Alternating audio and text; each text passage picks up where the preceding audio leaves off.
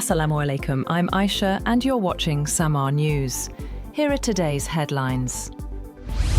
US President Donald Trump has threatened Canada with a 100% tariff on all imports if Ottawa pursues a trade deal with China. In a post on Truth Social, Trump warned that Canada must not become a transit point for Chinese goods entering the United States. He said any such agreement with Beijing would trigger immediate, sweeping tariffs on Canadian products.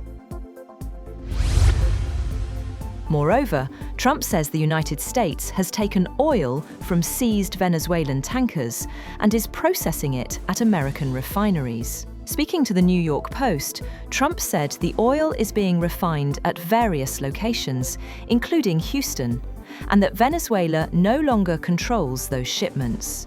He said the moves are part of his administration's effort to restrict Venezuela's oil flows, adding that millions of barrels have been taken and some sold on the open market. China's Communist Party has decided to open an investigation into senior military officials Zhang Youxia and Liu Zhenli for suspected serious violations of discipline and law. China's Defense Ministry said Zhang is a member of the elite Politburo of the ruling Communist Party and vice chairman of the Central Military Commission, while Liu is chief of staff of the CMC Joint Staff Department. US-brokered peace talks between Ukraine and Russia have ended in Abu Dhabi without a deal, following overnight Russian airstrikes that left over 1 million Ukrainians without power in sub-zero winter conditions. Officials from both Moscow and Kyiv said no agreement was reached, but both sides remain open to future dialogue. Meanwhile, officials claim that Russia has attacked Ukraine's two largest cities, Kyiv and Kharkiv, with one person killed and at least 15 injured. The Kyiv mayor said one person was killed in the capital city and 4 injured, including 3 being treated in hospital. He said the strikes had triggered fires in districts on either side of the Dnipro River, which bisects the capital. He said heating and water supplies had been disrupted in parts of the city east of the river. A senior Iranian officer has said that Iran will treat any attack as an all-out war against us, ahead of the arrival of a US military aircraft carrier strike group and other assets in the Middle East in the coming days. The official said the military build-up, which hopefully is not intended for real confrontation, but Iran's military is ready for the worst-case scenario. The official said this: Iran will respond in the hardest way possible to settle this. Turkish Foreign Minister Hakan Fidan has warned that Israel may be looking for an opportunity to attack Iran, stressing that such a move could worsen regional instability and has already been raised with Tehran.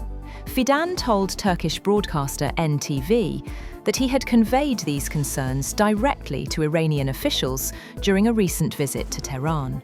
The warning follows a phone call between Turkish President Recep Tayyip Erdogan and Iranian counterpart Masoud Pezeshkian, wherein Erdogan stressed that Turkey opposes any foreign interventions in Iran and values its neighbours' peace and stability. British Prime Minister Keir Starmer has publicly challenged US President Donald Trump to apologise for his controversial remarks about NATO troops in Afghanistan, describing the comments as insulting and frankly appalling. In a rare direct rebuke of the US leader, Starmer addressed Trump's earlier claim that European allies remained a little off the front lines during the Afghanistan war. Asked if he would demand an apology, Starmer said if he had misspoken in that way or said those words, he would certainly apologise.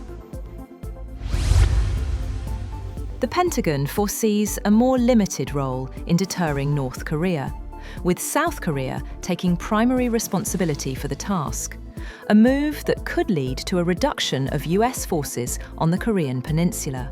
The Pentagon said in the National Defense Strategy document that guides its policies that South Korea is capable of taking primary responsibility for deterring North Korea, with critical but more limited US support.